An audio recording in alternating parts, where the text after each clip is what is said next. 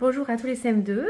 Alors, cette vidéo, d'abord pour vous féliciter, j'ai reçu par Monsieur Communier beaucoup de photos. N'hésitez pas à m'en envoyer encore, je les ferai transmettre plus tard.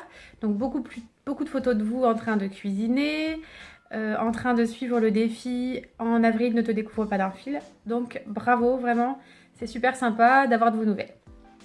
Alors, dans cette vidéo, je vais faire d'autres choses. Je vais faire un point sur les exercices de géométrie. J'ai eu quelques retours. Attention, j'ai vu quelques petites erreurs. Alors, voici la correction.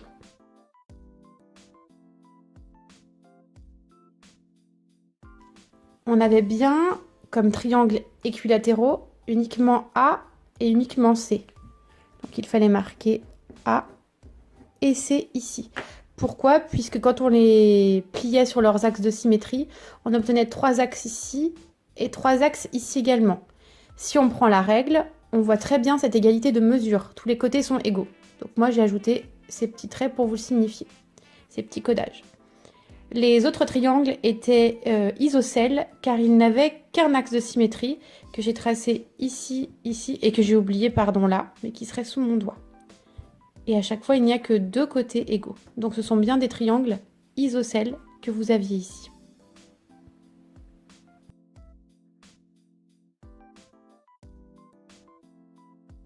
Alors pour les vacances, je vous mets des petites choses. Donc j'aimerais bien que ça soit acquis pour notre retour. On ne sait pas encore quand le retour sera annoncé.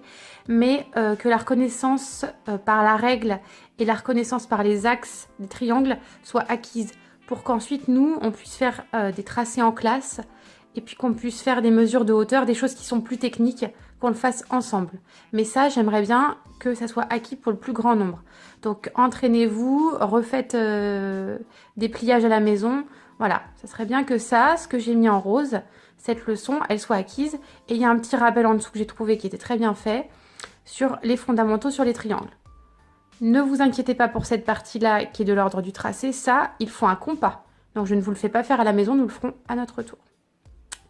Pour ce qui est des mesures, alors on n'allait pas faire des aires, je n'allais pas vous donner des aires seules à la maison.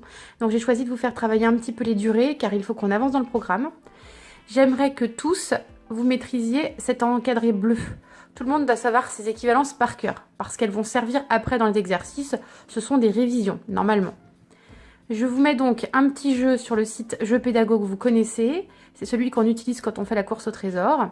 Vous cliquez et vous avez des jeux pour lire l'heure. Normalement, si on sait bien lire l'heure, ça aide aussi pour mesurer des durées. Donc vous pouvez refaire ces petits exercices, vous avez tout le temps des vacances. En revanche, je vous mets ceux-ci qui ne sont pas compliqués, ça ne doit pas vous prendre trop de temps. À chaque fois, je vous demande de convertir une durée en minutes, en secondes, par exemple. Ici, c'est simple, on vous dit 1 heure, combien ça fait de minutes? On doit le savoir par cœur. 1 heure de temps passé, par exemple, devant l'ordinateur, ça correspond à 60 minutes. C'est la même chose. C'est-à-dire un tour de petite aiguille sur le cadran de l'horloge.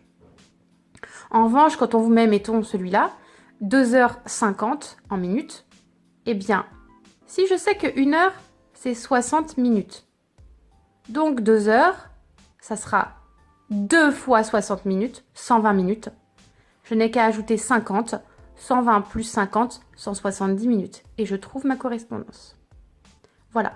Donc j'aimerais bien que ça, vous puissiez tous le faire.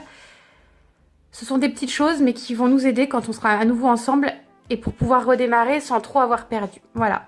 Et sinon, je vous souhaite à tous de bonnes vacances. Faites de la cuisine, profitez de vos parents. Essayez de ne pas trop vous faire de soucis. Et puis envoyez-moi des nouvelles. Voilà. Au revoir.